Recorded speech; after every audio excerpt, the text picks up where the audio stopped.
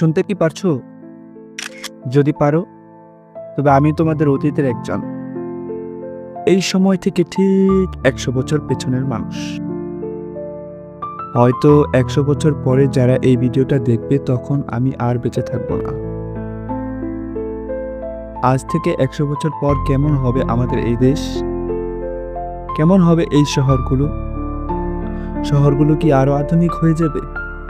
এই গ্রাম, এই মাটির গন্ধ, যেসব হাসি কান্না আনন্দ বেদনা এবং একসময় আকাশে বাতাসে ভাসত, সেগুলো কি তোমরা অনুভব করো? আমরা যারা আছি আমরা জানি একদিন আমরা থাকবো না। আমাদের পরবর্তী কিংবা তারও পরবর্তী প্রজন্ম তোমরা হয়তো আমাদের ভুলে গেছো। আমাদের ভালোবাসার স্বপ্ন, যুদ্ধ সবকিছু তোমাদের জন্য রেখে যাব।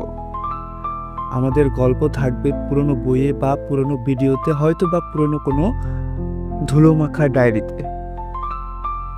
কিন্তু আমাদের আবেগ, আমাদের আশা, সেগুলো কি তোমরা এখনো বহন করছো, নাকি যুগের সাথে তাল মেলাতে গিয়ে ভুলে গেছো?